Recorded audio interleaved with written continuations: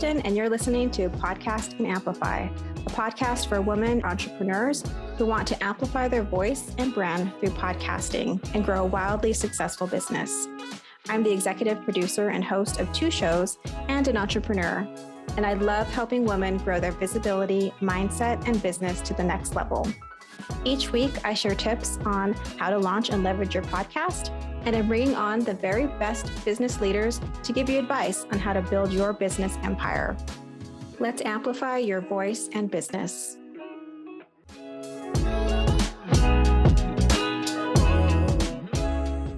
Hey there, welcome back to Podcast and Amplify. I'm your host, Kristin, and today we're going to talk about launching.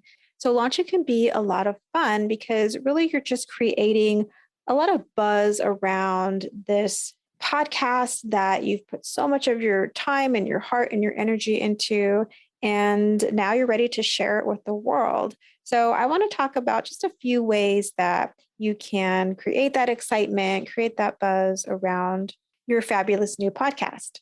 Let's talk about a few of the marketing assets that will be really helpful for you as you go to promote your podcast during your launch. So first of all, you want to make sure that you have a really consistent aesthetic that represents your brand, and you have sort of a branded look for your podcast that will set you apart from other podcasts and help people to connect your podcast to your overall brand. Having a website dedicated to your podcast is really great, or at least a web page where you can house all of your podcast episodes. You can house a longer description of what your podcast is about, why you created it, etc. And also having a social media presence, perhaps creating a dedicated Instagram account to your podcast is an option. And I also recommend that you have at a minimum 4 episodes before you launch. That way people can binge a few of your episodes and get a feel for your show and what you're about. And that will really keep them wanting to come back for more because you've given them so much in the beginning. Okay, so I recommend that you do about a 2-week launch prior to your podcast going live, 2 to 3. And that depends on whether or not you will be using influencers to help promote your show. That obviously will take longer because you have to do the research of influencers you want to reach out to that are a good fit, coordinate with them on the date, and just do that whole communication. That's an option. You don't necessarily have to do that. Another thing that would take a longer lead time would be doing something like a podcast tour. So that's where you book yourself on other people's podcasts and you let them know that you're launching your podcast, and you time your appearance and the release of your interviews around the time of your launch, the beginning of your launch. So obviously that takes a bit more coordination. You have to figure out what shows you want to be on. You have to coordinate with them to see if the timing works for them as well.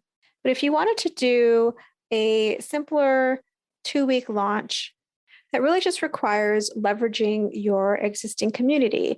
So making sure that you promote the launch of your show across all of your social channels, leveraging your email list, and then also including your friends and family, which I think most people kind of overlook, but definitely ask your network to share your podcast with their networks.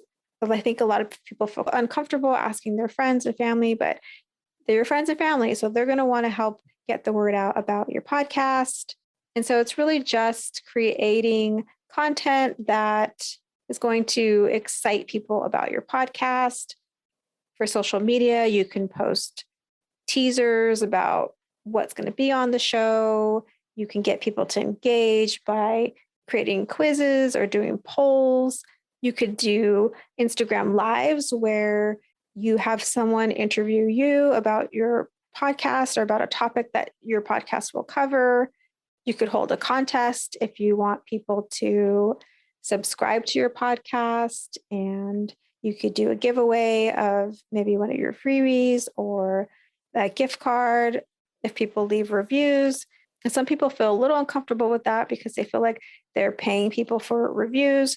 It's just up to you and what you feel comfortable with, what feels good to you. But in everything that you put out there, either on social media or send to your email list, you want to make sure that you always have a clear call to action. So you want to be asking people to subscribe and to leave a review for your podcast.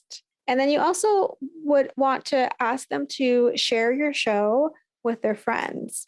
And that's one of the best ways to grow your show full of really aligned listeners, because referrals are just some of the best ways, not only to get clients, but to get listeners. So the launch is really just about kind of hyping up your show, getting people excited before it goes live, getting people to let their community know that you're starting a podcast and that they should tune in, when they should tune in. So let's talk about some success metrics. So you want to be looking at your unique downloads. So the average podcast episode gets just over 100 downloads in a 30-month period. So you can see if your podcast tracks with that. You can check your social sharing, so you can keep track of how well posts about your podcast are performing, and that will give you insight into what's resonating with your audience. If you're seeing a lot of reviews and ratings, that will give you that direct feedback about your episodes or about your show. And the positive ones give you great social proof that you can then use and help get more people listening to your show. And then you can also look at your website traffic. So you can check your website analytics to see if your podcast is actually driving traffic to your website the day that you put out the episode, and then continue to track that over time. You can also check your email list. Any way that you ask people to subscribe or sign up, either in the show notes or maybe on your website or in one of your posts, you can check to see if any of the lead magnets that you associate with your show or that podcast episode is resulting in more subscribers. But just remember that launching a podcast is fun, and it's just the first step. And so if you don't see a lot of downloads in the first week or the first month, just know that podcasting is all about the long game. And the more great content you put out there, the more value you're providing, the more people are going to tune into your show. They're going to find your show because they want what you're putting out there. You're putting out just really valuable episodes week after week. So just remember, your launch is just the beginning, and you have so much time to continue to create buzz about your podcast and excitement, and to draw more and more listeners in.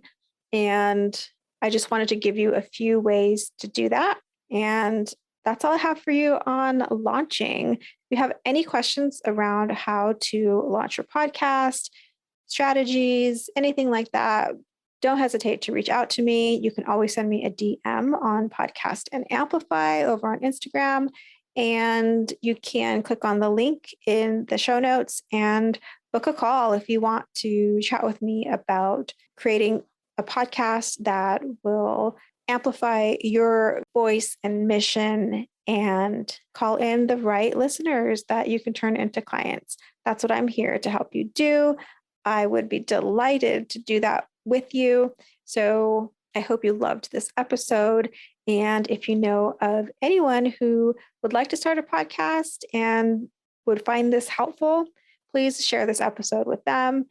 It's one of the best ways to help this podcast grow. And I so appreciate every recommendation, referral to anyone to listen to this show. Thank you for listening, and I'll see you next time. If you loved today's episode, please subscribe so you don't miss a show. And rating and reviewing this podcast is the best way to help support us. Always remember, your voice and what you have to offer is needed in the world. Until next week, take care.